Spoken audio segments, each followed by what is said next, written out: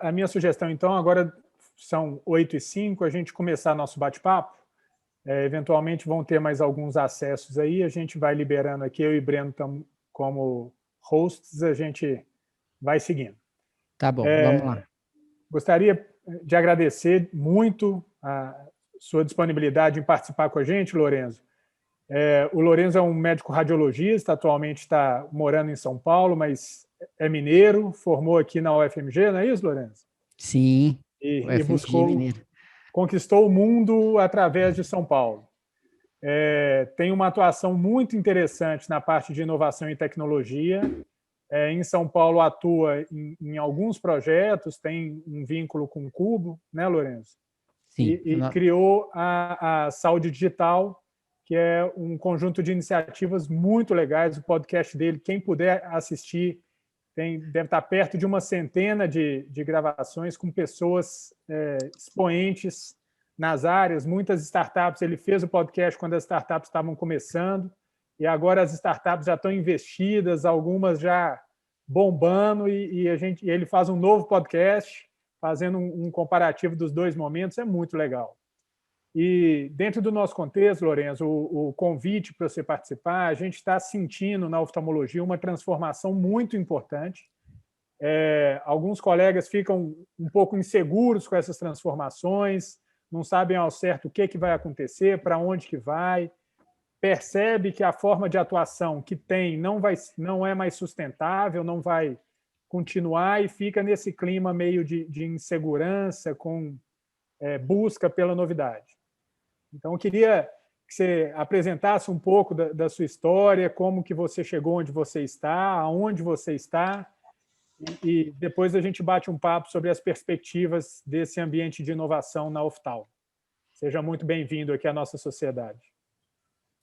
Legal. João, Breno, muito obrigado pelo convite. Eu estou muito feliz de estar falando com vocês. Meu conterrâneo entrou aqui, Sérgio Paulo, seja bem-vindo. E quem ficar até o final vai saber por que eu estou falando que esse convite, João e Breno, é muito especial para mim, sinceramente, e vocês vão saber, se vocês ficarem até o final, vocês vão saber por que eu estou falando que é especial, porque realmente eu estou muito feliz de estar falando aqui para os oftalmologistas de Minas Gerais. Eu vou compartilhar aqui minha tela. Eu vou tentar apresentar isso aqui em 20 minutos, tá, pessoal? Vou tentar ser breve e vou contar com... O bom mesmo é o bate-papo. Falei com o João, né? João, vamos bater papo, pergunta e resposta, que isso é o que é legal. Bom, para quem não me conhece, o João já falou um pouco, formei na UFMG, sou mineiro, cruzeirense, fiz radiologia na UFMG também.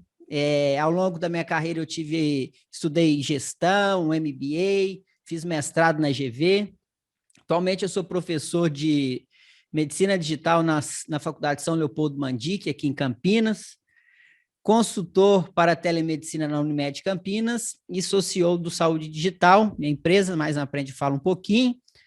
E o mais importante, tem essa família aqui linda, o Benício, meu mais velho, o Matias, e a Jordana, que na foto está aqui dentro da barriga, mas já nasceu, está com 60 dias.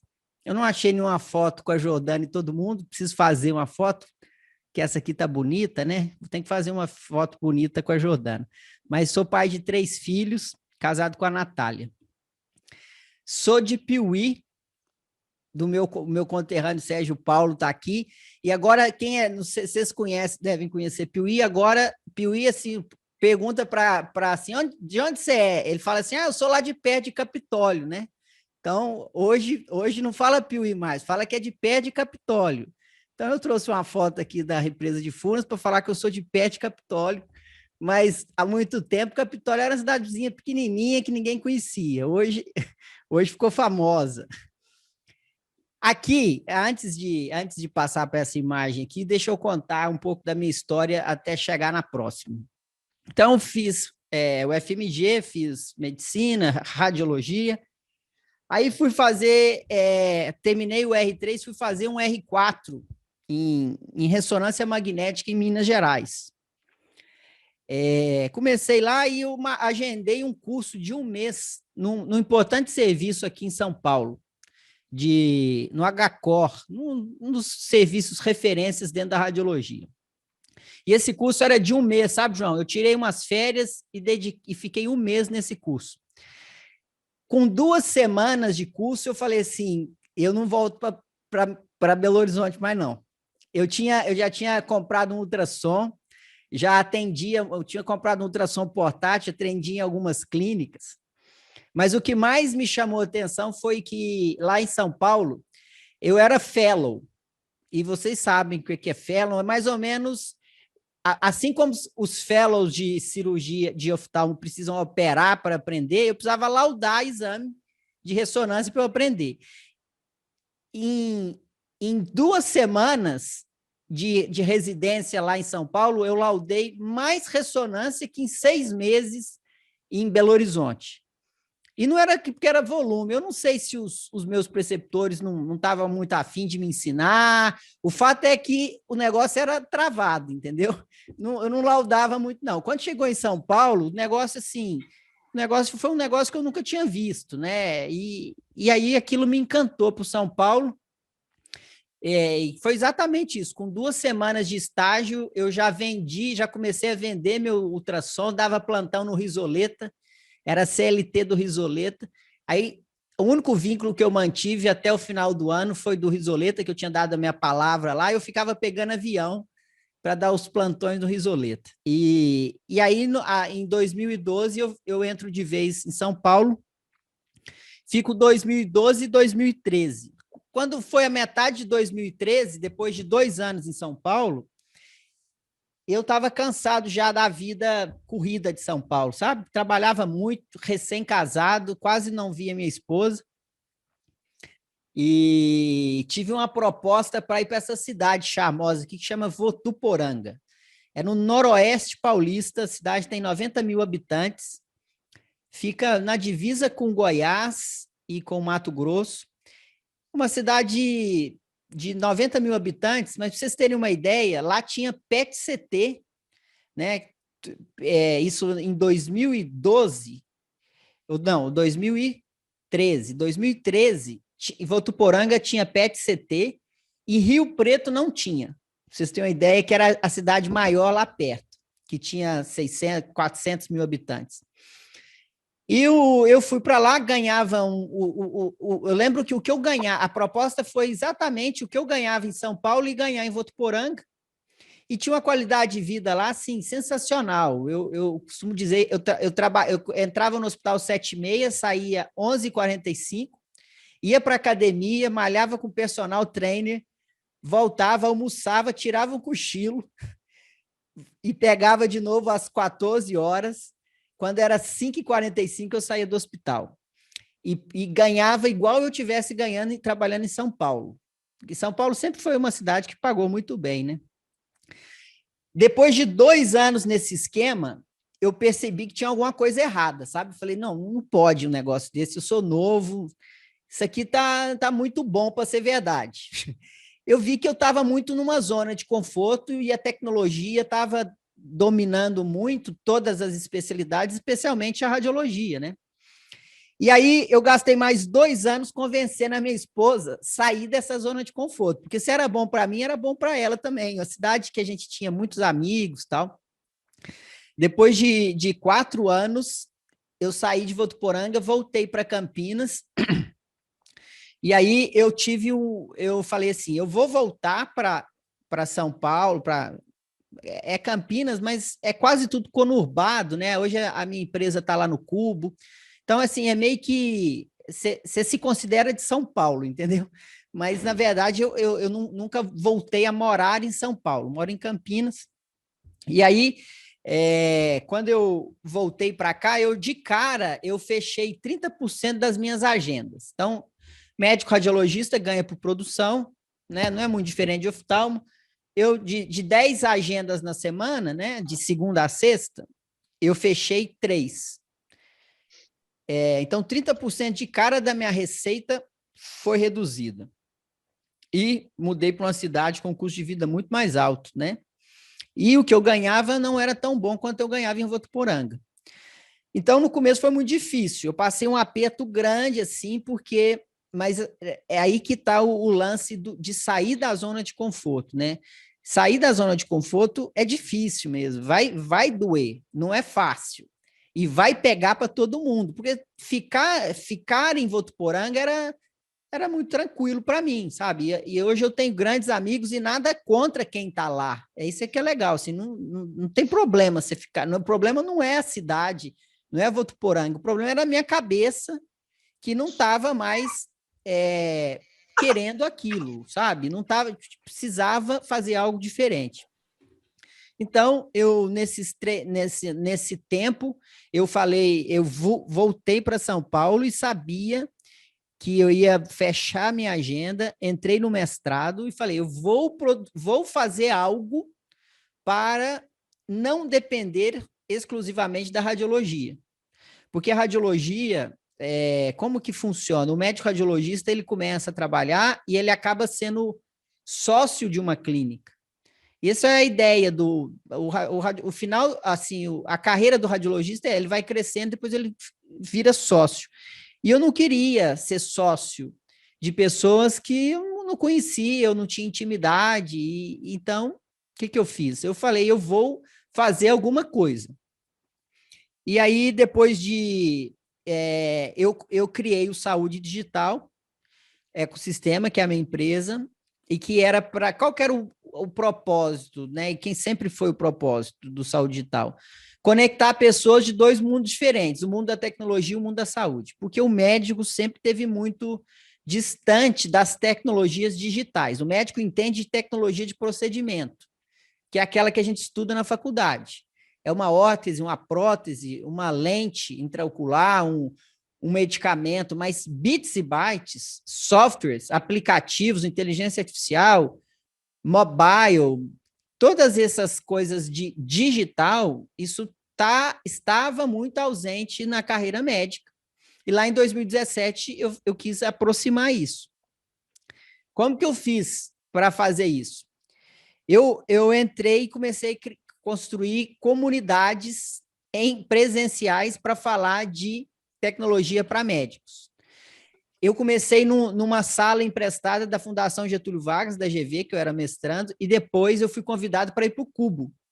Então, lá do Cubo, eu produzia esses eventos presenciais, no qual eu apresentava as tecnologias, as startups, convidava as startups para falar, e o público-alvo era médico. Mas, como vocês devem imaginar, lá em 2017, quase nenhum médico estava presente. Tinha alguns poucos. Aqui, nessa foto aqui, eu tenho o Aron, que é um médico oftalmologista aqui de Campinas. Deixa eu ver se eu conheço algum outro médico. Não estou vendo aqui nenhum outro médico. Na verdade, quem que ia nesse público? Os executivos de saúde, o pessoal que estava na tecnologia. Então, eu fiquei desde... Então, isso aqui começou o Saúde Digital. A gente fazia eventos presenciais. Isso aqui já é no Inovabrá. Então, fomos para o Cubo, para o Inovabrá, gratuitos para você conciliar, para apresentar tecnologias para médicos. Mas acabou que os médicos não iam. Mas eu continuei. Então, quem ia eram os profissionais, os executivos de saúde, né? E sempre trazendo temas muito desafiadores, assim, que eram coisas que não se falava muito, não era tão presente na nossa carreira, né?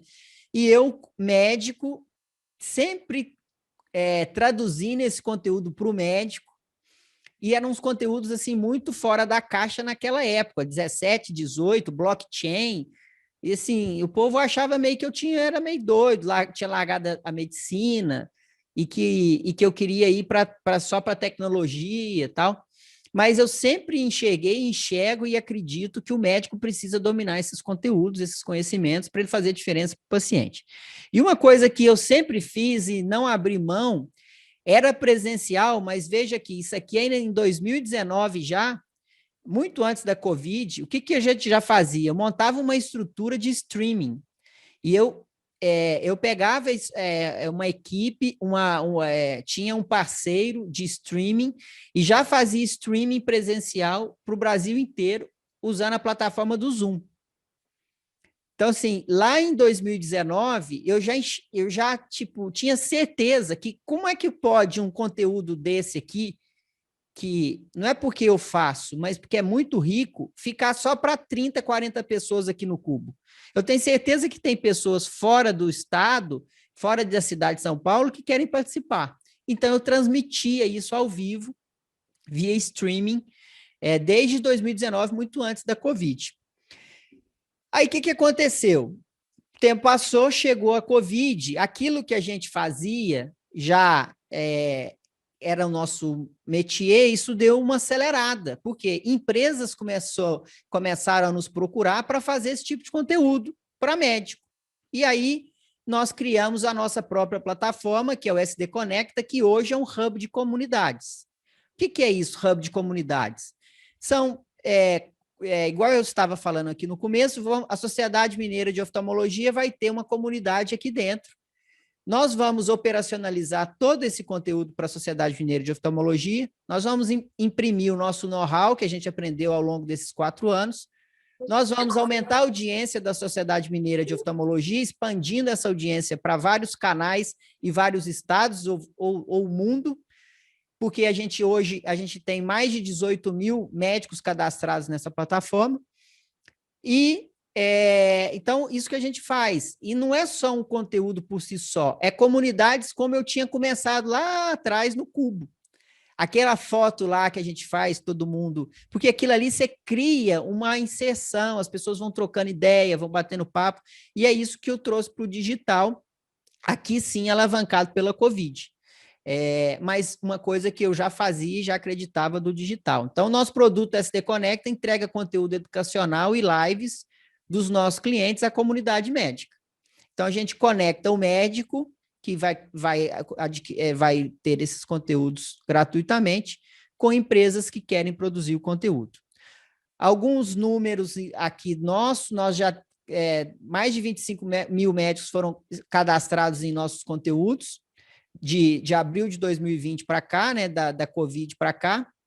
Hoje a gente tem cliente no Brasil e no Paraguai, e nossa plataforma está homologada em uma das principais farmacêuticas do mundo, né? Quem trabalha com produto digital sabe o quão é difícil você homologar uma tecnologia, certificar a sua segurança, tudo. Então, isso é um motivo que a gente fica bem feliz da nossa plataforma ter essa chancela de uma multinacional em termos de segurança. Alguns clientes nossos, que a gente produz eventos, conectando o médico com conteúdo educacional. E aqui, contando um pouco dessa história, a foto do podcast. Você citou o podcast na introdução e realmente o podcast é a menina dos meus olhos, sabe, João? Porque o podcast é muito legal fazer, o podcast eu aprendo muito, e quem escuta aprende muito. O João escuta há muito tempo, a gente troca ideia, porque você está escutando, você está adquirindo um conhecimento que está fora do... Enquanto você está dirigindo, enquanto você está na academia, enquanto você está deslocando. Então, aquilo está ajudando, fazendo na sua cabeça, e você está adquirindo esse conhecimento. Então, e sempre assim, ia com a minha camisetinha do Saúde Digital, meu gravador aqui, Zoom H6, é o melhor gravador que existe no planeta, é realmente uma tecnologia japonesa, muito portátil. Pegava, ia nas feiras, aonde que tinha encontro médico de inovação, eu ia, pagava ingresso, punha a mochilinha, essa mesma mochila aqui nas costas, ó, punha a mochila nas costas e ia entrevistar as pessoas para coletar conteúdo. E nesta de fazer conteúdo, a gente está aproximando do episódio 100, estamos no 97, amanhã sai o 97, e eu queria trazer aqui alguns oftalmos inovadores que já passaram por lá, para a gente começar a entrar no nosso tema do nosso bate-papo, né, João? De inovação daqui a pouco. Então, aqui, esse aqui dispensa comentários, vocês todos conhecem, Cláudio Lotenberg, oftalmologista, vendeu a sua clínica Loten Eyes, né? e hoje é presidente do Conselho de Administração do Einstein. Ele fala lá sobre o médico do século XXI, como que a gente pode enxergar na frente. Episódio 94. Outro modelo de negócio, também para fomentar o nosso bate-papo, o João, Livance, muitos de vocês devem conhecer. Esse cara aqui do meio, Sokol, ele é um médico oftalmologista, começou esse negócio aqui com MVP dentro do consultório dele. Ele explica lá como que ele fazia entrevistas com os médicos que ele atendia em conjunto na clínica e com os pacientes que estavam lá, tudo no papel e adquirindo dados para formar a Livance, que é um coworking para médicos. O que a Livance faz? O médico paga uma mensalidade de R$250 por mês e ele tem uma clínica totalmente tecnológica para ele atender a hora que ele quiser, quando ele quiser, em 6 endereços em São Paulo e um endereço em Campinas. Então, é um coworking mesmo para médicos, tá? E que reduz muito o preço para o médico alugar um consultório. Então, ele não tem que ter uma clínica, lá ele tem tudo, aí ele paga R$250 de custo fixo e mais R$1 por minuto que ele usa a sala. Então, ele transforma fixo e variável, você só paga se você usa. E as clínicas são maravilhosas, quem tiver oportunidade, dá uma olhada, as clínicas são assim, de muita tecnologia, e quem criou foi um oftalmologista, junto com o Mifano, o Cláudio Mifano, que é um administrador. Eles tocam a Livance. Esse aqui, colega de vocês, meu amigo pessoal, admiro muito o Cláudio, Bruno, a família Trindade, né? No episódio 27, ele conta sobre o Extra Focus, né? A lente intraocular dele, que eu acho fantástico, a forma com que ele criou isso. Se vocês não... Eu acho que vocês já sabem, mas vocês não... É muito interessante como que surgiu a lente, né? Eu falo que às vezes eu dou palestra e falo que o Cláudio é tipo uma MacGyver, né? Ele, a partir de um filme, de uma película, de uma câmera fotográfica, o cara criou uma lente intraocular que tem sido muito útil aí, e a forma com que ele fez, junto com o Bruno, né, orientado pelo pai, para mim é fantástico. Eu sou fã de carteirinha, sou amigo pessoais dele, tem até como é que eu posso falar? Disclaimer para falar, mas eu sou muito fã e eu acho que se vocês não conhecem a história dessa inovação, acho muito interessante vocês escutarem. Outro cara aqui que está lá no podcast, que é o Sérgio Canabrava, outro oftalmologista aí de BH, que é muito outlier, né? O Canabrava é muito fora da curva. Eu sou contemporâneo dele da UFMG, sempre foi, né? E escutem também como que ele começou, cara. Desde os 12 anos, o Canabrava já empreende e já faz as peripécias dele, né, cara? E ele, tipo, o cara chegava na intermédia, primeiro dia ele conhecia a turma lá, via que tal. No segundo dia ele já vendia um convite de uma festa sem a festa existir. E a festa bombava e todo mundo ficava feliz. Então, é muito empreendedor, sou fãzaço dele também, vale a pena ouvir. Uai, faltou aqui outros dois. Que chato. Peraí, deixa eu ver. Deixa eu arrumar. Não, tem aqui, ó. A foto que está no lugar errado. Ah, não, faltou. Eu tenho outros dois aqui. Deixa eu colocar, porque eu não posso deixar de falar desses dois, não. Rapidinho, que tem outros slides que não vieram aqui. Peraí. Esse cara aqui também, não dá para deixar de falar dele. E que está no podcast. Deixa eu ver se tem algum outro. Não, é só esse. Deixa eu compartilhar. Não pode...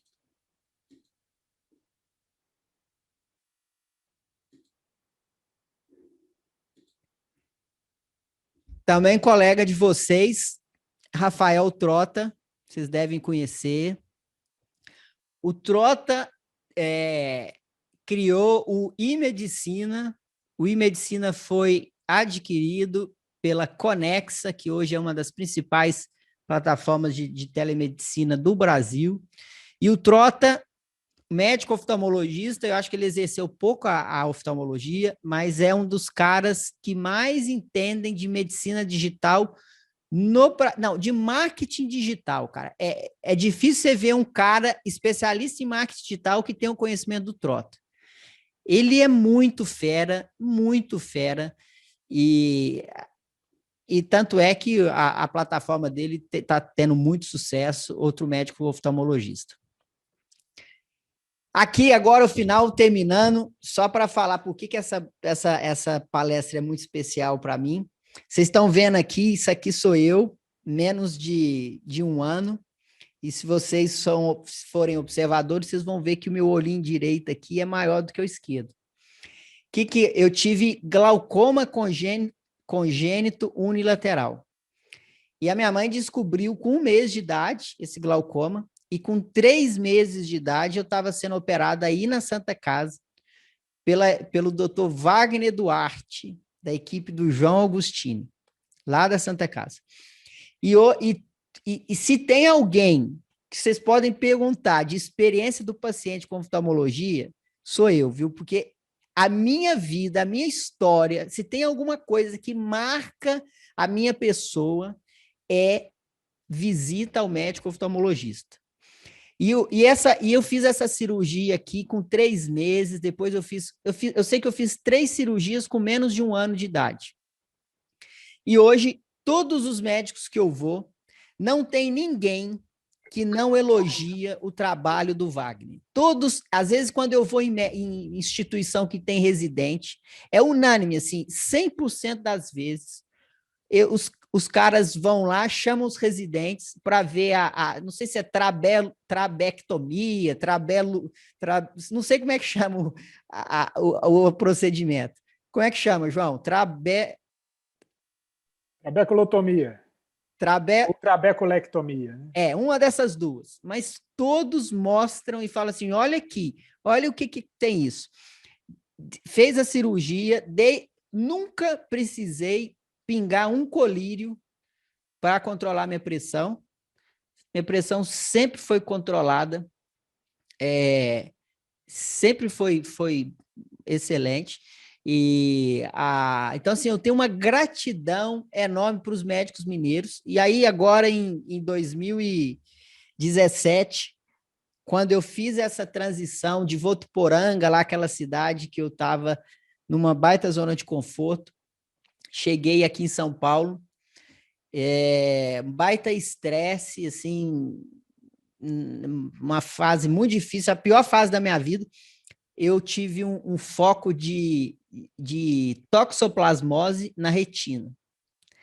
E aí, cara, rodei nos médicos aqui de São Paulo, até eu cair com um cara que eu admiro demais, que eu sou fã demais, do Dr. Vitor, lá do HC, do Hospital das Clínicas, que, para mim, cara, a forma com que esse médico me atendeu, que o Vitor me atendeu, não existe. E, assim, eu sou muito fã, muito agradecido. Hoje não tenho nenhuma sequela, correu tudo bem, foi um tratamento difícil, mas eu sou muito agradecido aos médicos oftalmologistas mineiros. E, além disso, confunde um pouco com a minha história de vida, assim, sabe? Porque vocês imaginam, cara, usei tampão, então eu sempre fui paciente oftalmológico e sempre vou ser um paciente oftalmológico. Então, para mim, eu fico muito feliz de participar aqui com vocês e tenho muita gratidão pela oftalmologia mineira. Para terminar, what's matter to you?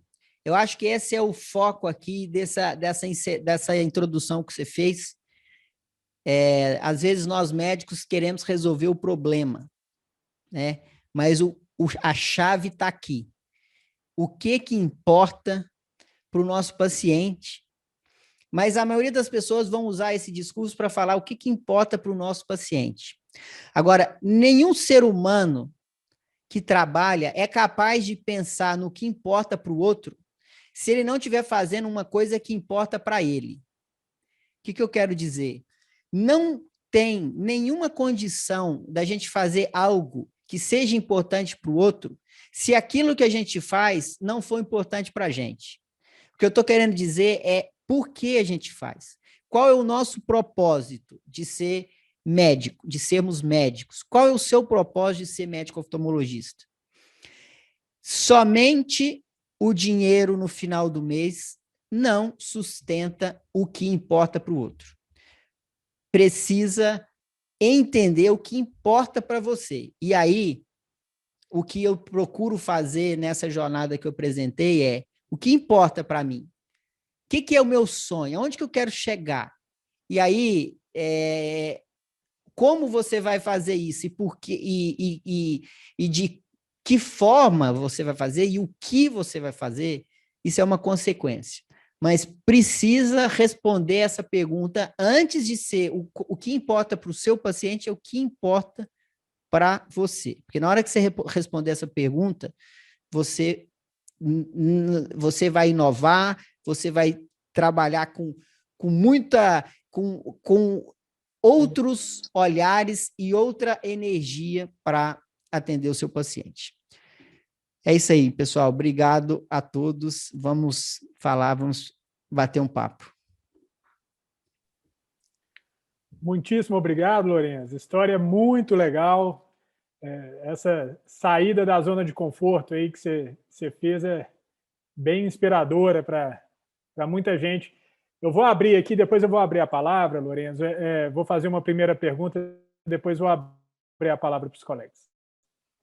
Eu assisti quase todos os seus podcasts e você teve a oportunidade de se relacionar com pessoas incríveis, com histórias incríveis, porque tem uma questão temporal que você pegou as pessoas e as startups em diferentes momentos.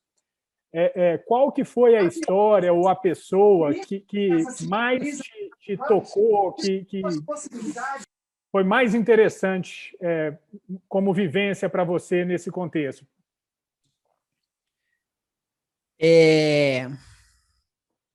Cara, realmente é difícil, porque por isso que eu falo que o podcast é a menina dos meus olhos, porque o podcast ele permite você extrair profundidade da pessoa. Então, as pessoas que são convidadas, você consegue extrair ali aquele propósito, o que eu estava falando, o que importa para ela, sabe? Sem dúvida nenhuma, o negócio é que a gente, às vezes, acostuma ver a pessoa depois que ela já chegou no lugar que ela está, né? Mas a gente não para voltar atrás e ver o que essa pessoa fez antes, né? Então, a história do Claudio Lotenberg é inspiradora para mim. Eu falo lá no podcast, por quê? Porque ele é um cara de coragem, cara.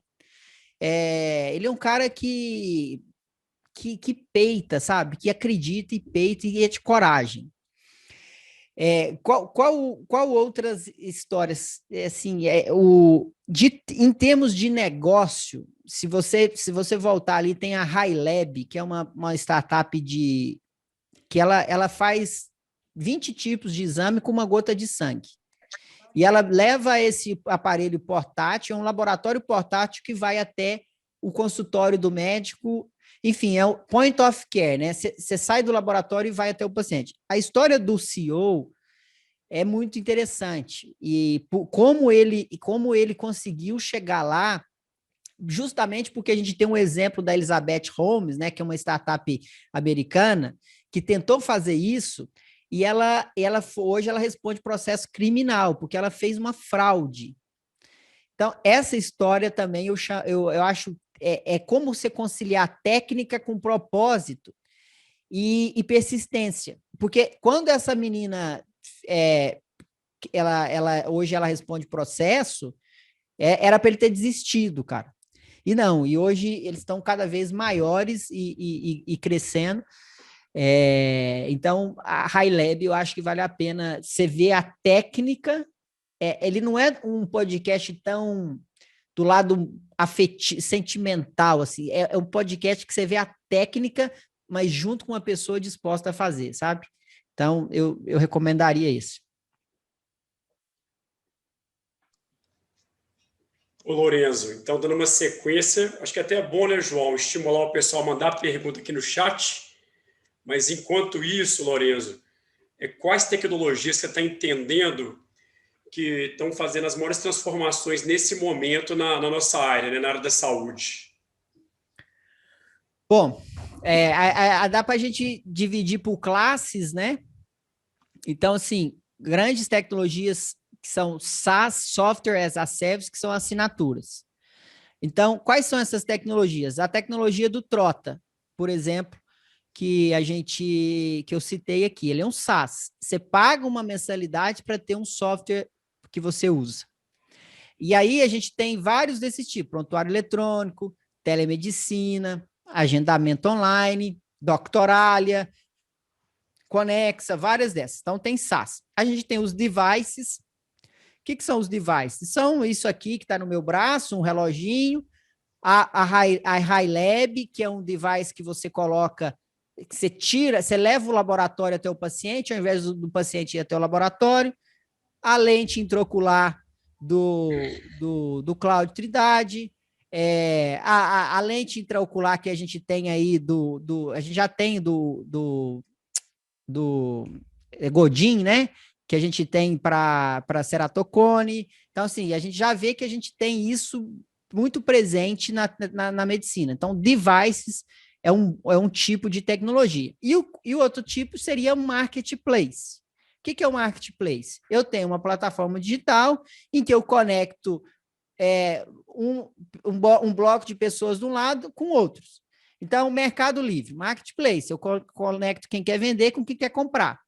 E na saúde, como que a gente tem marketplace? A gente tem, por exemplo, a Bionexo, que é, para mim, um dos principais marketplaces. O que eles fizeram? Tudo que um hospital e uma clínica precisa comprar, faz um cadastro na Bionexo. Quando ela cadastra, ela vê lá mais de 3.000 fornecedores. E ela participa de um leilão ali para quem oferece mais barato. Então, dividindo em pilares, para a gente pensar, organizar nosso raciocínio, os três grandes são SaaS, Software as a Service, devices e sensores, e marketplace. Quase todas vão encaixar nesses pilares, algumas com umas particularidades, outras com outras, tá? Umas B2C, o que é isso, B2C? O paciente final que paga. Então, amanhã vai sair um podcast da Vibe Saúde. É um plano de saúde freemium, que o paciente paga uma mensalidade e conecta com o médico e continuidade do cuidado. Então, ele é B2C. Mas a gente tem, por exemplo, a 3778, que é do Guilherme Salgado, que é daí de BH também, que recebeu mais de 250 milhões de aporte. O que eles fazem? Oferecem tecnologia para grandes empresas, tecnologia de inteligência artificial para grandes empresas. Então, modelo B2B, a empresa que paga, não é no atacado e não no varejo, né? Então, se a gente dividir esses modelos, a gente tem na nossa cabeça um mapa mental de como as tecnologias estão caminhando, tá?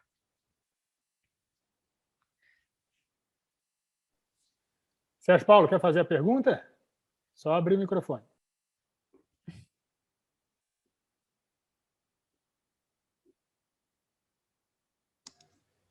O Sérgio, o microfone está fechado. Abri aqui. Tá ouvindo aí? Tá ok. Fala aí, Lorenzinho, beleza? Beleza, Paulo, e aí? Lorenzo é um amigo aqui de Piauí já da infância, né? Um grande amigo e conhecido aí. E quando o João compartilhou lá no grupo a live, eu já marquei presença porque eu já acompanho ele e sei da capacidade dele a vida toda aí, e tenho acompanhado também de perto aí parte do trabalho dele. E até perguntei ali por escrito, Lorenzinho, que eu te vejo muito empolgado com a telemedicina, você tem sido um embaixador da telemedicina, e queria saber se você já tem alguma experiência na oftalmologia, porque a oftalmologia é um pouco diferente. Eu acho difícil entender a telemedicina na oftalmologia por ser uma especialidade clínico-cirúrgica de muito procedimento e muita tecnologia envolvida, né? Então, talvez um exame da telemedicina clássica de um clínico não se encaixaria muito para nós. Você já vivenciou alguma coisa assim na oftalmologia? Você tem alguma coisa, você vislumbra como que a gente poderia aplicar isso de forma, né, que a gente consiga tanto resolver o problema do paciente, quanto também fazer isso ser lucrativo, ser interessante Legal. para o oftalmologista? Sim, com certeza. Bom, a primeira pergunta é assim, essa resposta, ela deve vir do médico oftalmologista, porque eu costumo falar que vocês sabem onde o calo aperta, né? Eu, enquanto paciente, e estressando algumas possibilidades, o que eu vejo, assim, boas saídas para a oftalmologia? A primeira coisa é o seguinte, todo médico oftalmologista deveria ter um canal de telemedicina e deixar claro para o paciente as limitações do método. Porque eu sou paciente oftalmológico. Se eu quiser falar com o Daniel Vitor, cara, que é um cara que você pôs o sobrenome dele, eu tinha esquecido de falar. Então, se eu quiser falar com o Daniel Vitor,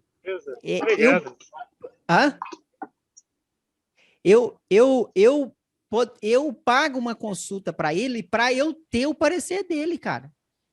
Eu sou inteligente o suficiente para saber que tem limitações. Deixe isso claro para o seu paciente. Tal, tem as limitações. Quantas vezes eu já, agora não, mas na fase lá aguda, eu ligava para o Daniel, incomodava ele no WhatsApp e ele não recebeu nada por isso. Entende? E não era, ele é eu sou médico, tudo bem, a gente fez essa relação de médico para médico, mas o paciente que aprende, ele quer pagar por isso, cara. Ele precisa formalizar a consulta. Ele tem prazer em pagar. Ele vai pagar. Então, eu tenho que abrir o meu consultório online. E, aqui estão tal, as limitações, tal. Se eu não conseguir te ajudar, você vai ter que vir até uma consulta presencial e eu posso te ajudar presencialmente e não vou te cobrar consulta. Sei lá, faz uma o que é lícito, o que é ético, o que é moral, faz um acordo com o seu paciente e entrega para ele, tá? Outra questão, interconsulta entre médicos oftalmologistas. Sou um baita especialista em cirurgia da câmara anterior. Cara, o cara tá operando lá ao vivo lá. Cara, você entra comigo na cirurgia online? Eu não estou muito seguro. Eu acabei de sair da residência aqui na Catarata agora. Vamos combinar, você vai entrar online comigo. E aí você vai... É digital a imagem, arruma um jeito dele ver o seu campo. Eu tenho certeza que tem. Eu não sei como, mas com certeza tem jeito de você transmitir o que você está fazendo lá para o outro cara. Cara, teleinterconsulta. Agora, quem que tem que ter a ética? Por isso que quem responde é o médico. Quem tem que ter a ética, a moral? São 3 pilares. Eu não posso ser negligente, eu não posso ser imprudente e eu não posso ter imperícia. Cara, interconsulta para fazer uma cirurgia é muito arriscado, tal. Alguém pode horrorizar do que eu estou falando. Mas se eu tenho de um lado um médico perito, que sabe até onde ele pode ir, que não quer ser negligente e que não quer ser imprudente, e do outro lado um médico nessa mesma condição, rola. Eu tenho certeza que acontece. Sabe? Então, é isso que a gente precisa pôr em mente. Assim, a gente precisa quebrar paradigmas, a gente precisa começar a fazer e a gente não pode perder o compromisso com a qualidade, a gente não pode perder o compromisso com a excelência e ajudar o paciente. Mas tem várias saídas. Outra, você monta um consultório e não tem os optometristas aí e tal? Beleza. E se o cara fizer a avaliação lá e você assinar daqui, tem jeito? Isso vocês têm que responder, eu não sei. Aí eu não sei. Será que tem jeito de você acompanhar remotamente e garantir e assinar ali, com certeza, que aquela acuidade visual foi feita corretamente? Não sei. E se não tem, como que a gente pode fazer? Que tecnologia que precisa? Eu preciso ver o quê?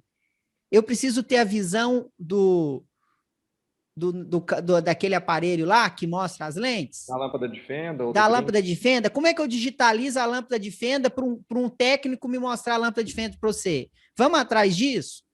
Como que eu digitalizo a tonometria? Para o cara fazer e eu garantir que está certo e eu aprender. Cara, você já imaginou o avanço disso lá no interior de Goiás, do Amazonas, do Pará? Você já imaginou? Então, assim, precisa pensar. E para isso, não pode negociar ética, nem ser negligente, nem imperito, nem imprudente. Beleza, Lourenço. Já ajudou bastante a clarear um pouquinho aqui, né? Vislumbrar alguma coisa, até por estar também no interior, né? A questão que você citou do optometrista, para nós aqui é um pouco complicado, porque né, os colegas vão concordar comigo que o optometrista no Brasil, ele não é apto para uma consulta, né? Então, eu acho que funcionaria mais, por exemplo, um recém-formado ou, quem sabe, um residente fazendo um trabalho de campo, né, um mutirão no Amazonas, aí legal. Você ter uma orientação remota, eu acho que pode até ampliar um pouco essa necessidade que a gente tem de preencher esses vazios. A gente tem conversado muito na SMO, eu vejo no grupo, como preencher esses vazios com profissionais capacitados, que no caso seriam oftalmologistas que às vezes não querem ir muito para o interior, mas quem sabe um serviço de residência vai colocar um pessoal começando e uma orientação remota por um preceptor, por exemplo. Legal, eu consegui vislumbrar. O optometrista ele não entraria para nós aqui porque ele realmente não é um médico, né? Então ele não pode exercer uma consulta no país e tal. Então, sim, mas quem vai assinar é você, entendeu? Não, mas assim, de toda forma... Agora uma coisa que vocês precisam pensar também, com todo respeito, e eu estou aqui para desafiar isso, tá? Cuidado para a gente... Eu entendo o que você está falando, assim, o que a gente tem que pensar é no valor que a pessoa entrega. Então, qual que é a gente está falando aqui entre médicos, qual que é até onde o optometrista pode entregar um valor e até onde ele não pode entregar. Por que eu estou falando isso? Porque se a gente não pensar nisso, outros vão pensar. E isso vai sair do nosso controle. Entende? Então, estão pensando, né? Outros já estão pensando. Então, é isso. Então, assim, não adianta a gente sentar em cima de um negócio e ficar... É igual o taxista com o Uber. Então, assim, até onde o optometrista pode ir? E a hora que responder isso direitinho, eu tenho que saber que até onde ele pode ir, ele pode tomar espaço do oftalmologista. E como eu posso fazer para, enquanto oftalmologista, casar as duas competências?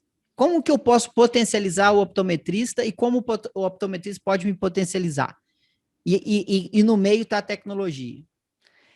Sim, eu não sei, cada um sabe o caso, não estou entrando em dúvida, só estou alertando para cuidado com pensamentos fixos e com paradigmas. Porque se o optometrista, eu não sei, se ele entrega algum valor, alguém pode pensar nesse valor.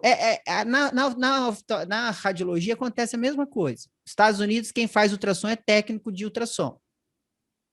Então, eu, médico radiologista, eu vou ficar brigando, vai chegar aqui. Até que ponto um técnico pode fazer um ultrassom e ajudar o paciente? E se ele fizer ultrassom, até quando eu posso conectar com ele e entregar valor junto? É isso, sabe? Mas eu não quero, eu sei que é um tema muito difícil.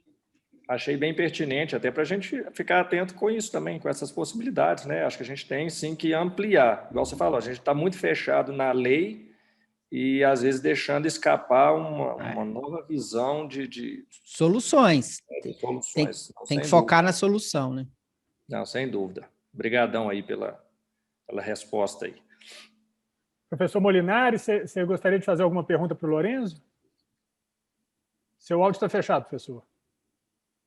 Lorenzo, Lorenzo, é um prazer, viu, estar aqui ouvindo você. Eu fui divulgar, porque a ideia foi do João, do Breno, aí a gente é um divulgador, né? E eu divulguei para o pessoal do CBO, que já sabia, já fizeram um evento com você durante o congresso, eu me lembro de você, só que eu não sabia que você era mineirão aqui nosso, né? Eu fiquei mais feliz ainda.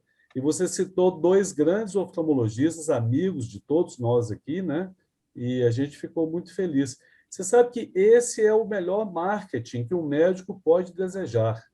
Ele, ao ser um bom profissional, ele ouvir um elogio assim nas redes. É lógico que aqui nós estamos entre colegas médicos, mas é uma coisa muito boa, né? Você é um cliente ou um paciente falando bem do médico. Hoje, os alunos estão muito preocupados com o Instagram, aumentando os seguidores para terem clientes. Eu acho que a melhor forma é você atender bem, para você ouvir bem de um paciente como você. Eu queria abordar rapidinho 2 coisas que você falou muito interessantes. Eu tinha feito umas perguntas, eu queria, se você pudesse nos ajudar, mas eu queria falar antes sobre a telemedicina. Eu já faço telemedicina desde 2009, pelo HC, e hoje o meu chefe é o Daniel Vitor, por coincidência, mas eu comecei antes dele entrar, e eu faço teleconsultoria, e depois começou a se fazer telediagnóstico. Então, são 2 coisas diferentes, e agora, com a Covid, a Unimed insistiu muito também na telemedicina, e a oftalmologia entrou, mas realmente a gente optou pelo presencial. Agora, olha, a gente ajuda tremendamente, viu, Sérgio? Os colegas do interior, o Sérgio é um amigo antigo, né? Lá da fundação, né? A gente ajuda muito, mas é através das instituições. E o que o Sérgio, desculpe, o que o Lorenzo está propondo, o Sérgio está perguntando, é se você, como oftalmologista, pode investir e pode se lançar. Porque a gente usa o HC e usa a faculdade. São dois vínculos que a gente tem. Um é através do internato rural, e os médicos também de família e comunidade assim, usam muito, e é excelente. Eu não vou ficar falando isso aqui, mas realmente ajuda muito. E o outro é através de fundo de olho, com retinógrafo não midriático, você fazer fundo de olho sem dilatar a pupila, né, o Lorenzo, que é uma coisa muito interessante da sua área. Mas é só para dar um parecer que eu acho que é legal. Eu não vou entrar no tema da optometria, porque senão, antes de meia-noite, a gente não acaba, né, Sérgio? Aí a história é longa. Agora, é interessante isso. Eu acho que esse posicionamento seu de abertura, você, Lorenzo, é uma pessoa do século XXI. Então, a gente tem que ouvir e respeitar. Não adianta ficar assim, batendo na mesma tecla. Você falou uma coisa interessante. Agora, eu queria te perguntar o seguinte, agora eu quero filar uma consulta, né? O que você nos ensinaria? Eu não sei se é uma coisa prática, mas, por exemplo, nós temos um problema, como aumentar o número de associados da SMO. E como que você daria uma dica? Porque o João já está bolando os podcasts, a gente tem participado e estamos curtindo muito, e a gente já fez alguns, mas foi ideia do próprio João, do Breno, de uma equipe de inovação. Eu fico mais na base da educação médica, e pela idade de tempo de formado, eu tenho que ir atrás dos jovens, né? A gente tem que andar bem acompanhado. Você acha que tipo de atividade digital que a gente deveria oferecer para cativar, para que os colegas se associem? Porque os colegas são poucos, os associados. A maioria transita num grupo, participa das informações, mas eles não se associam.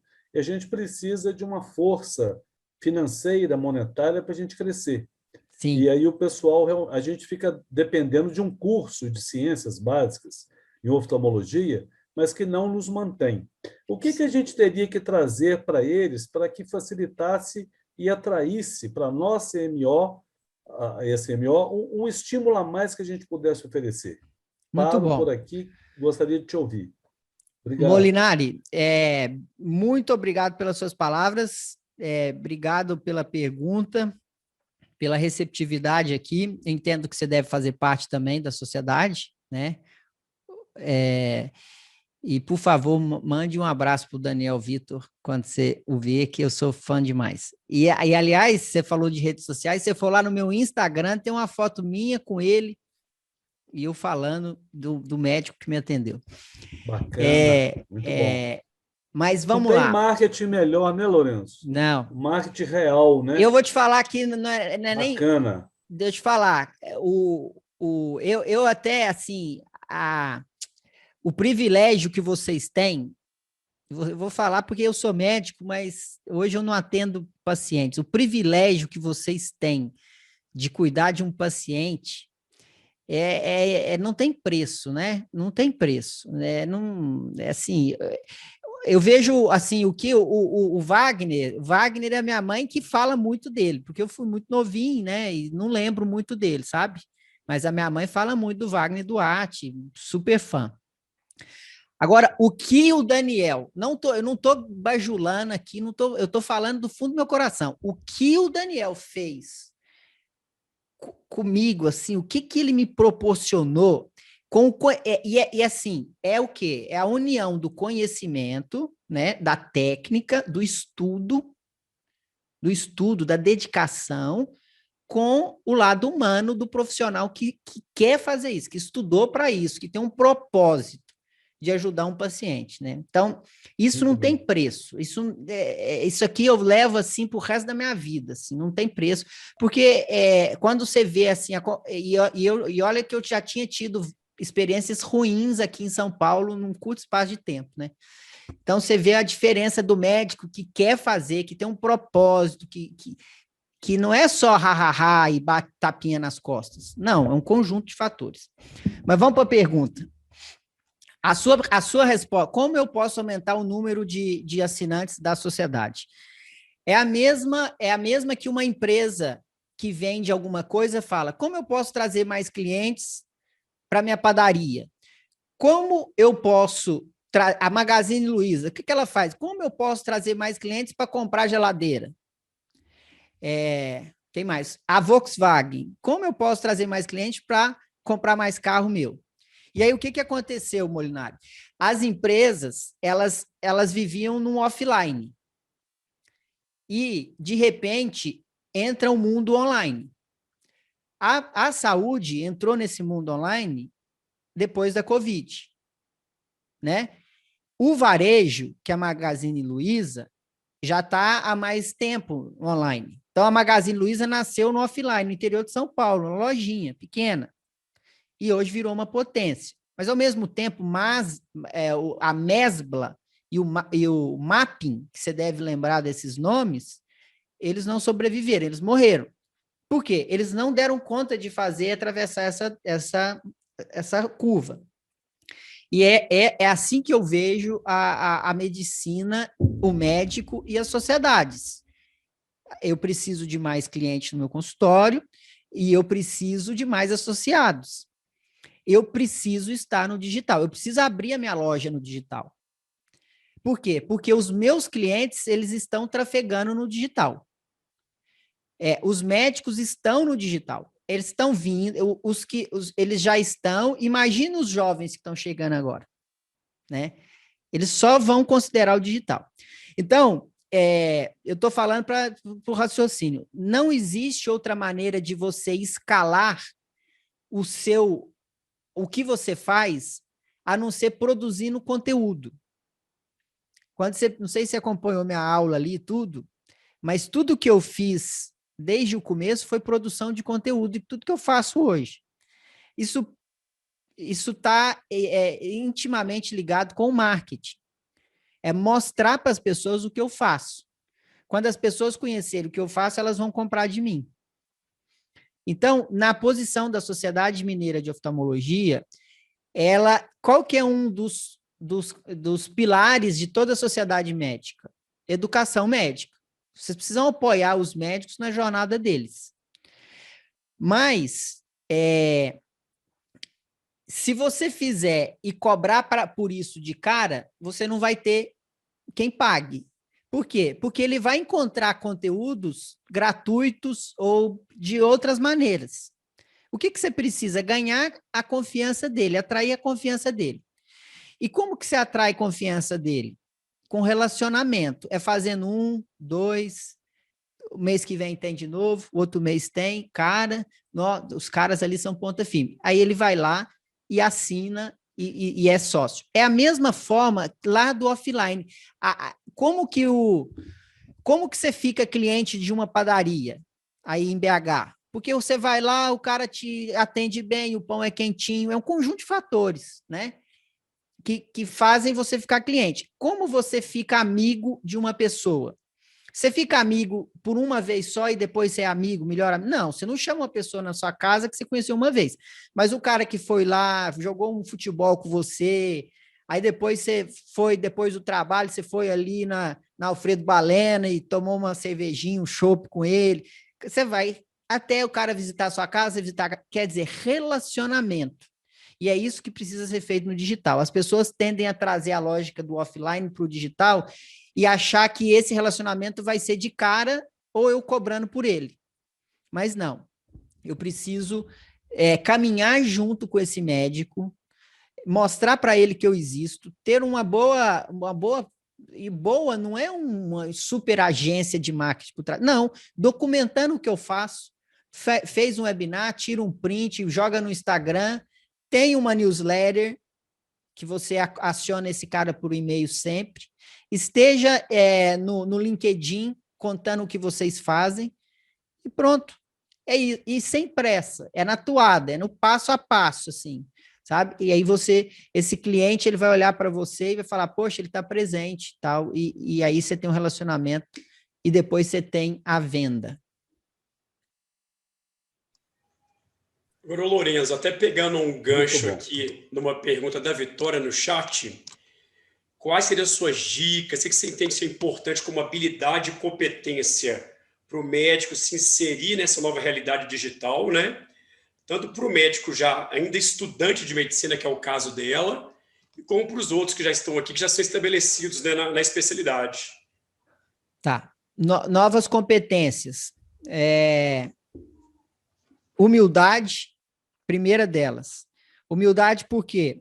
Porque o porteiro do seu prédio pode te ensinar uma coisa que vai fazer diferença na sua vida. Então, pare e conversa um pouquinho com o porteiro do seu prédio e considere o que ele fala.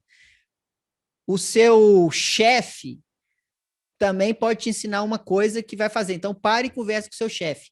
Então, médico, a gente sempre foi posicionado de uma maneira assim um pouco diferente, né? Pela nossa remuneração, pelo nosso conhecimento ser muito diferente, a gente precisa descer um pouco, a gente precisa ser mais humilde, assim, sabe? O paciente pode nos ensinar.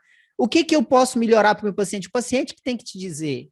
Você está perguntando para ele? Você tem uma maneira formal de ter um link de feedback do seu trabalho? Ou você tem medo do que ele vai responder? Você está baseando em dados o seu atendimento? O seu paciente, qual é a nota que o seu paciente te dá? O que o seu paciente pode falar para você melhorar? Você está perguntando para ele? Isso quer dizer humildade. Isso não quer dizer que eu sou bom de tecnologia, porque o arrogante ele não faz isso. O arrogante ele pode ter um marketing de primeira linha que ele não escuta, e quando ele tem, ele descarta. Aquilo não faz diferença. Agora, quando eu tenho humildade, eu falo assim, o que esse paciente tem para me ensinar? Cara, você vai, conversa e você aprende. Então, primeira competência, humildade. Segunda, curiosidade. E a curiosidade, ela só vem com aquele qual é, what's the matter, what's matter to you, né? Para eu ter curiosidade, eu tenho que gostar do que eu faço, assim, porque, assim, um cara que gosta de vinho, ele tem curiosidade de estudar a uva, qual que é a melhor safra, e qual que é o melhor produtor, qual que é a melhor taça, né? E porque aquilo ali, ele gosta. Agora, eu tenho que arrumar um jeito de gostar do que eu faço. E ninguém é obrigado a gostar do que faz. Você pode mudar até achar o que você gosta. É isso. Então, assim, as novas competências, por que você vê esses milênios aí? Por que hoje o mercado de trabalho é muito difícil? Porque os milênios, eles estão muito ligados nisso. Ele, tipo, não gosta, ele não vai, sabe? Só pode ser assim? Não. Eu não estou aqui defendendo que você tem que fazer só o que você gosta. Não é isso que eu estou defendendo. Mas eu também não posso passar 40 anos da minha vida fazendo uma coisa que eu detesto. Passar 40 anos da minha vida num plantão lá que eu não gosto, cara, não é possível que você não tenha um jeito de sair desse plantão. Existe um jeito para você sair desse plantão. Então, assim, agora, se o tempo que você está lá nesse plantão, você está tendo um custo de oportunidade. Você está deixando de fazer uma coisa que você poderia fazer melhor e talvez você não está ajudando tanto como você poderia ajudar estando ali. Você está ocupando a vaga de um que poderia ajudar mais. Enfim, eu falo que é humildade, curiosidade e tem que ter brilho nos olhos com o que faz. Tem que ter, assim, não é balela, não é conversa fiada. Tem que ter o que você levanta para fazer, assim, você acorda de manhã e vai trabalhar, não pode ser só o dinheiro que é a sua força motriz. Não pode ser só o seu drive, seu dinheiro. Antigamente até dava para ser, hoje não dá porque as coisas mudam muito rápido e aí você fica para trás. Lourenço, muito bom. Eu queria fazer mais uma pergunta aqui, e essa pergunta, você tem uma vivência disso, você vê muito aí no Cubo, e eu acho que é relevante para os colegas. Nos últimos anos, a gente está tendo uma entrada de capital, muito capital internacional também, mas uma entrada de capital forte na oftalmologia e está impulsionando movimentos de fusões, aquisições, consolidações. Como que você vê o futuro da medicina no mercado caminhando com grandes movimentos de capital, tanto na perspectiva do trabalho do médico, quanto até da carreira médica, né? Estando muitas vezes a serviço desses grandes grupos. Como que você vê isso a partir das experiências que você tem visto aí nas fusões? É um caminho meio inexorável, assim, é difícil mudar isso, né, João? Você entende muito bem disso. Essas consolidações, elas vão acontecer, é a força do capital, né? O que a gente tem que pensar é como eu posso... Então vamos pensar assim, do ponto de vista do médico, né? Vamos falar bem assim, do ponto de vista médico, tentar ser prático. Ou eu tenho que me preparar para eu seguir uma carreira num grande grupo desse e fazer carreira, né? Ou eu tenho que ser tão bom para o meu paciente que ele vai preferir eu sendo pequeno. Esse é o lance. Ou eu tenho que construir uma coisa tão boa e rápida que eu vou ser adquirido por esse grupo. Por esses grupos. Tem essas três vertentes, né? Então, eu posso me preparar para ir para um grupo desse? Claro que posso. E aí eu tenho que fazer, e aí eu tenho que ter estratégia para eu ir para esse grupo, né? Ou eu posso fazer o meu coisa tão bem feita, sabe? Sem pressa, que ali, ó, eu vou ter ali o meu negocinho, tal, mas eu tenho ali, o negócio não é tão escalável, mas cada vez mais eu consigo uma consulta melhor, consulta paciente particular. Quer dizer, esse tipo de paciente, ele está imune a essa coisa. Eu faço o meu público. E aí eu não estou falando só de offline, não, tá? Principalmente online. Isso de ser ali devagarzinho, indo para a internet, produzindo conteúdo, falando com os meus pacientes, documentando o que eu faço, atendendo por telemedicina e sendo excelente nos dois lugares, offline e online. O caminho só offline, dificilmente, para quem está começando. Agora, se tem um médico que já está estabelecido, tá bom, beleza, ele vai ter um tempo de vida útil, mas ele vai cair. Né? E o terceiro é desenvolver uma coisa para ser comprado, que é um caminho também, Mas esse aí de desenvolver uma coisa para ser comprado, talvez ela encaixe na segunda, sabe? Na segunda. E aí a consequência de seu trabalho ser tão bom é que você foi comprado. Entende? Então, o cara que sai para a terceira, para mim, não é muito bom, não. Porque eu já faço um negócio para vender. É difícil, né? Agora, se eu faço direitinho, tal, pode ser que eu venda, e aí eu tô no jogo, né? Mas é isso, João. Não tem muitas. Não adianta a gente lutar contra isso, vai vir, e a gente precisa se preparar para isso. Com certeza. Perfeito, Lourenço. Muito obrigado. Mais alguém gostaria de fazer alguma pergunta? Mais alguma, Breno? Serjão? Ou, na verdade, João, só mesmo reforçar o pessoal ouvir os podcasts, porque eu estou ouvindo vários e são muito bons mesmo, do Lourenço. Estou acompanhando e acho que no chat também a gente já passou todas, viu? O João Ângelo está falando aqui das plataformas de podcast, eu achei interessante, ó. João, gostei bastante da possibilidade de utilizar as plataformas e podcasts em enquetes online, mesmo que em assuntos diversos dos apresentados naquele instante, que poderão ampliar e agilizar os processos e resultados de nossas pesquisas. Tentaremos embarcar nessa ideia. Com certeza, João. Use os canais digitais para coletar feedback. Isso vocês podem implementar amanhã. Amanhã, na sua clínica, você já começa a perguntar feedback para o seu paciente. É um baita exercício de humildade esse, hein? É um baita exercício de humildade. E é assim que a gente melhora. Não, isso eu vejo, Lourenço, que hoje eu estou na direção de um grande hospital de olhos aqui em Minas. A gente tem essas métricas. E quando o médico recebe uma crítica, poucos recebem bem, porque eu tenho que fazer essa ponte. Então, foi o que você falou, humildade para ver se aquilo cabe. Às vezes você aprende com isso, mas muitos levam para o pessoal. Isso. Então, assim, a métrica está lá e o colega leva para o pessoal, às vezes até para mim, enquanto diretor portador da mensagem, sabe? Então, essa questão da humildade, da maturidade, realmente é importante para a gente. E justificar, né? Não tem, o cara falou é aquilo, pronto. Agora, nem tudo que fala ali é verdade, mas funciona de aprendizado, né? Ó, tal, aconteceu. Exatamente, eu comento isso. Olha, é uma reflexão, você vai ver se cabe ou não a você. Mas eu percebo que ainda muita gente leva para o lado realmente pessoal, sabe? É isso. E aí, quando eu falo do médico, é difícil isso, cara. O médico, ele tem esse status quo, né? Que ele detém um conhecimento que não pode ser questionado. E não é isso. Isso prejudica, é um tiro no pé, que eu costumo dizer. É um tiro no pé do próprio médico.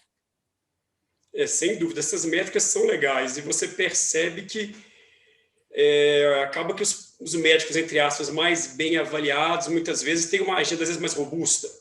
Isso acaba pesando. Então, e aí, legal, assim, vocês já devem fazer isso, mas mostrar isso, né? Tipo, ó, não precisa citar o nome. Médico XYZ, ele teve avaliação 9 em 10, a agenda dele foi essa. Médico Z ou tal, teve avaliação 6. Olha a agenda. Tipo, mostrar isso para eles verem, porque aí é ciência, né? Aí você mostra os dados, às vezes o cara acorda, né? Mas isso eu falo porque prejudica o crescimento profissional. Porque quando eu não sou capaz de aprender com as críticas, é porque eu estou fechado, né? Nada entra, né?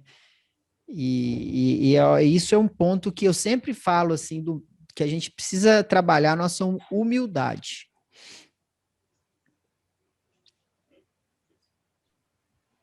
Perfeito, Lourenço. Chegou mais uma aqui. Gobira, você gostaria de fazer a pergunta?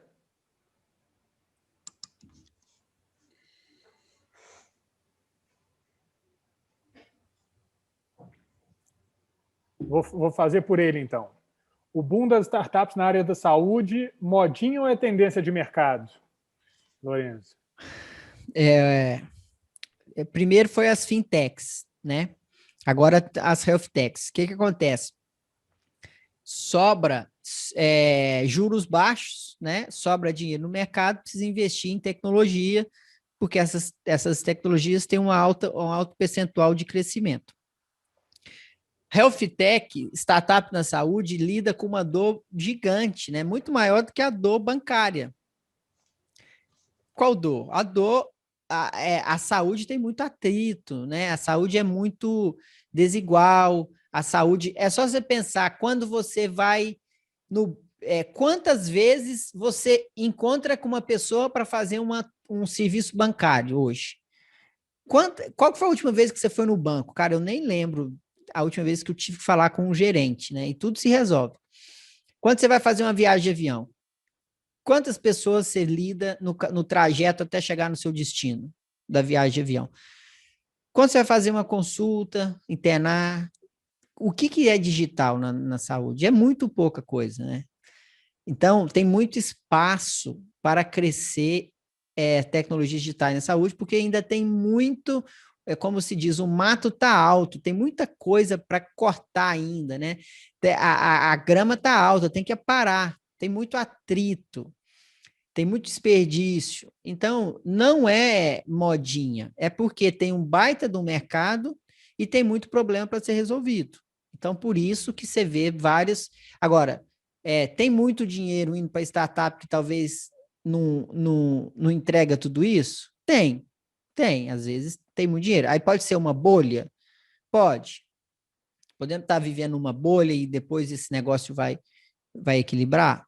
Podemos, mas não diria modinha. Eu acho que é embasado o raciocínio dos investidores. Às vezes tem supervalorização de negócios que não estão tão comprovados assim. Aí isso existe e isso pode até ser ruim para as outras startups, né? Porque se você tem um valuation muito alto de uma empresa e essa empresa ela não entrega o que foi esperado dela, você começa a descompensar o investimento nas outras, porque cria-se uma insegurança no mercado em termos de entrega.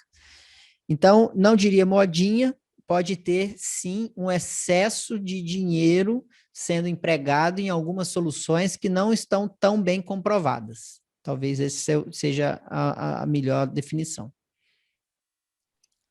Lourenço, queria te fazer uma pergunta. No podcast, a gente vê que tem muita startup, muito grupo se posicionando no mercado que está à margem do sistema de saúde.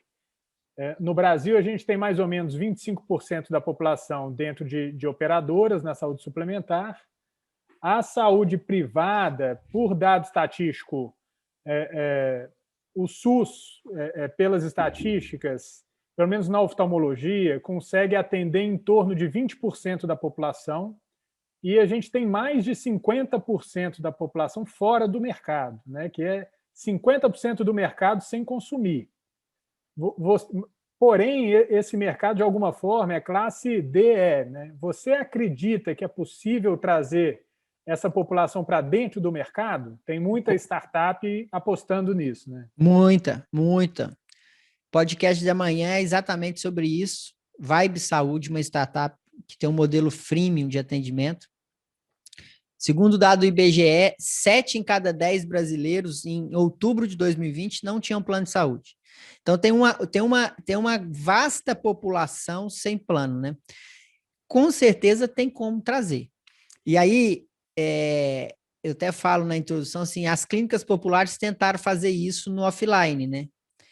E não conseguiram com êxito, porque o que elas entregam não é saúde de fato, né? Eles entregam um negócio tipo, né? Um tipo saúde, né? Mas você não resolve o problema do cidadão, cara que está ali numa clínica popular, né? E só que no digital eu acredito que seja possível porque você reduz custo. E se você trabalhar com inteligência de dados, você reduz muito o custo, você aumenta a inteligência e através da telemedicina você pode alcançar o cuidado. Então, Eu acredito sim que esta parcela da população que não tem SUS, que depende do SUS ou do particular, existe uma boa parte dessa parcela que vai ser alcançada por empresas que vão conseguir entregar uma proposta de valor muito melhor do que as clínicas populares. Então, assim, o que as clínicas populares não conseguiram fazer, eu acho que essas startups vão conseguir fazer com inteligência de dados. É difícil? É da noite para o dia? Não. Mas, na teoria, eu acho viável, sabe? Na teoria, se você tiver uma concatenação dos dados, se você tiver profissionais com continuidade do cuidado, acompanhando aquele ali, e médicos profissionais de saúde, e um sistema de consultas remotas, você consegue reduzir bastante o custo, escalar o cuidado, de modo que o paciente tenha uma percepção de valor sobre isso. Então, eu acredito que seja possível. Perfeito. Algum outro colega gostaria de fazer alguma colocação, mais alguma pergunta para o Lorenzo? O João Ângelo aqui no chat, ó. João, você poderia abrir seu áudio? Seria um prazer você poder bater um papo com a gente. Você está disponível aí no áudio também? Ou então a gente lê o seu envio aqui. Vamos lá. Vamos na leitura, então ele deve estar complicado lá no áudio, Lorenzo. Passo a palavra para você. Você quer que eu leia aqui? Deixa eu ler, então. Lorenzo, voltando ao tema das fusões e mudanças no mercado de ação da oftalmologia, você não acha que entidades como a SMO poderia atuar como intermediária, balizadoras dessas novas relações, sobretudo para os jovens colegas? Por exemplo, oferecendo, disponibilizando via união e tecnologia, redução de custos e melhorando qualidade. Eu acho sim, João, com certeza que entidades como a SMO podem ser intermediárias, agregadoras de valor, né? Não intermediárias que tiram valor do setor, da cadeia, né? Então, quando você pega o intermediário no offline, na maioria das vezes ele retira o valor da cadeia sem dar muita coisa. Quando você passa isso para o digital, você pode escalar esse benefício e entregar valor para todas as partes, né? Então, a SMO, por exemplo, ela pode ser uma curadora de profissionais e uma fonte de chancela para pacientes. Existem várias maneiras de uma entidade como a SMO intermediar essa ação, mas tem que ter tecnologia no meio.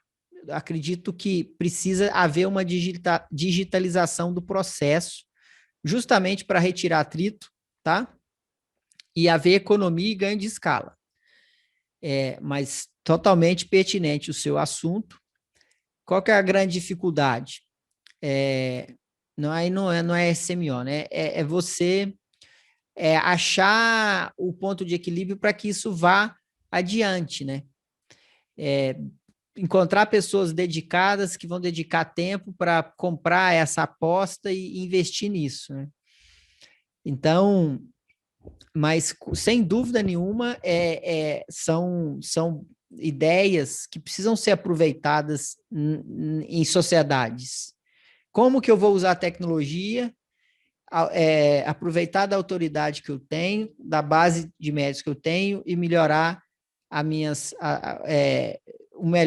o serviço para os meus pacientes. É uma boa colocação a sua, João. Lorenzo, acabou de entrar aqui Dr. Wagner Batista, se você quiser mandar um abraço para ele. O Wagner Duarte Batista? Dr. Wagner, você está aí? Está com áudio? O médico que me operou? Acredito que sim. Ai, não, eu acho que é ele mesmo, mas ele está sem áudio, viu? Ele está sem áudio, ele deve estar só no Lorenzo, Oi. Eu me encarreguei de mandar para ele e para o Daniel os seus elogios, viu? Então, ele... Né? Não, quero falar com o Dr. Wagner, me operou em 1981, então, Wagner. Opa! Você me operou. E não Eu tem... mandei na Eu hora. vou repetir os elogios aqui. Você está com o fone fechado, se você puder abrir, eu vou ficar muito feliz. Mas todos os... Eu sempre sou paciente oftalmológico e você sempre. Todos os médicos que eu passo, a hora que vem o resultado da sua cirurgia, todos elogiam, fala, que isso? E quando tem estudante, residente, chamam para ver. Nossa, ficou muito bem feito, ficou muito bem feito. E depois dessa cirurgia, vou repetir, eu nunca tive que usar um colírio, hein? Controlou a minha pressão.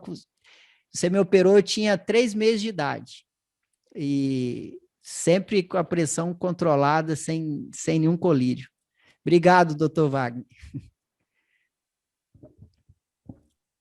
Ô, Lorenzo, o Wagner é extremamente emotivo. Possivelmente ele deve estar correndo do pau. Tá Mas, bom. assim, eu acho que o João está gravando, o Breno, né? Então a gente vai mostrar para ele. Mas Mostra o para ele. Wagner realmente é muito gente boa, muito bacana. Que Grande bom, amigo. muito bom falar com vocês e realmente eu tenho... Deixa eu mostrar aqui para ele de novo a idade que eu tinha quando ele me operou. Aqui, Wagner, ó. Vocês estão vendo aí? Ó. Isso aqui eu devia estar com 9 meses, 7 meses. Meu olhinho direito aqui, diferente do esquerdo. Mas, graças a Deus, correu tudo bem. Muito bacana. Serjão, quer fazer a pergunta? Abre o áudio, Sérgio. Seu áudio está fechado. Beleza. Lorenzo, me veio aqui uma dúvida que eu vejo, não só minha, mas de muitos colegas, e eu confesso que eu sigo ainda na dúvida. Sobre Instagram, porque nem sempre a gente... Instagram, assim, como rede social total, né, em geral. Mas o Instagram hoje talvez seja o mais acessado, a gente vê uns fenômenos de Instagram aí e tal. Você acha que é necessário ou é interessante a gente terceirizar para alguém que domine, que faça uma gestão do Instagram, para que fique uma coisa um pouco mais, sei lá, profissionalizada, tudo, porque nem sempre, eu até tento mexer um pouco, tal, mas às vezes não tem, não sei se é paciência ou para fazer o conteúdo do tanto que a gente gostaria, né? Tantos stories, essas coisas nesse sentido, ou não, a gente mesmo aprender a fazer isso na marra, o que você acha? Vou te falar, e eu sou bem enfático, quanto mais profissional, pior tá? Quanto mais você delegar para uma agência, mais parecido com todos os outros. Menos você vai ter oportunidade de mostrar a sua impressão digital, a sua essência. O que cativa o outro é a sua essência. Eu sou amigo do Sérgio Paulo porque eu conheço o Sérgio Paulo, jogava futebol com ele, vivi... É isso que garante eu gostar ou não. Mas eu poderia também não gostar do Sérgio Paulo. Eu vou te respeitar e não vou te falar mal de você, mas eu não gosto de você, eu não vou te seguir. É isso. Então, eu tenho que ir lá no Instagram, eu tenho que falar que eu sou o Sérgio Paulo e que eu torço para o Cruzeiro, eu torço para o Atlético, e eu tô... E assim, essência, mostrar a essência. Aí tem o fator tempo, você falou bem. A primeira coisa, você tem que investir uma certa quantidade do seu tempo, porque você tem que entender que isso faz parte do mecanismo que o seu público hoje enxerga o médico. Não adianta negar isso. O paciente hoje é a mesma coisa de eu falar assim, Sérgio Paulo, hospeda aqui nesse hotel aqui em Campinas. Quando você for fazer um congresso aqui, é muito bom, pode vir, eu conheço, eu já fui. A primeira coisa que você vai fazer é jogar o nome desse hotel no Google, para ver a piscina, para ver o preço, para ver quantas estrelas ele tem no TripAdvisor. Você vai fazer isso naturalmente, mesmo que foi um amigão seu do peito te recomendando. O paciente é a mesma coisa, o boca a boca ele ainda existe. Só que a primeira coisa que o paciente vai fazer, principalmente os mais jovens, né, é conferir o nome desse médico nas redes sociais, no Google. E não existe ausência de presença digital. Pode jogar o nome do Google de qualquer um aqui, que alguma coisa vai achar. Então, se você não construir a sua presença, quem vai construir sua presença é o Google. E ele vai, talvez, expor lá coisas que você não gostaria que fossem expostas. Agora, se você construir a sua presença, talvez essas coisas, que não tem problema nenhum, às vezes eu estou entrando em processo contra a casa que eu aluguei.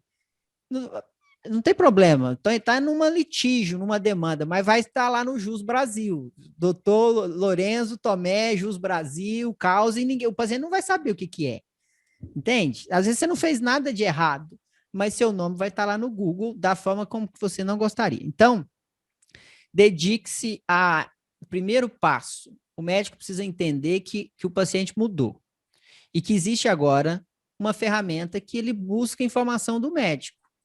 E ele tem que estar lá para dar essa informação. Primeiro ponto. Segundo, primeiro faça você mesmo, porque você tem que conseguir passar a sua essência. Tem que mostrar quem você é. Se você não tem tempo para fazer sempre, faça quando dá.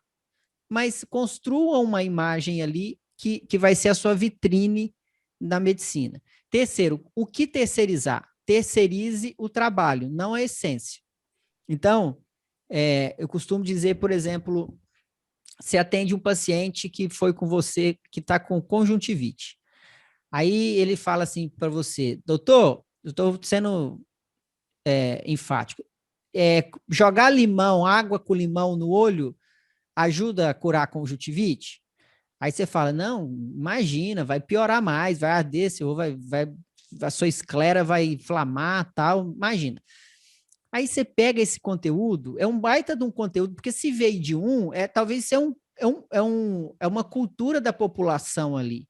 Então, você pega aquilo que veio do seu paciente e grava um conteúdo. Hoje eu atendi um paciente que me falou que a mãe dele explicou para ele que jogar água com limão cura conjuntivite. Mas, gente, claro que não, isso piora, não pode fazer isso, conjuntivite, você tem que lavar, tal, procure seu médico se tiver conjuntivite, entendeu? O próprio paciente te brifou para você produzir um conteúdo. E você produziu esse conteúdo que ficou original, útil, e você fez sua presença. Beleza, Lorenzo. Valeu aí mais uma vez. Obrigadão.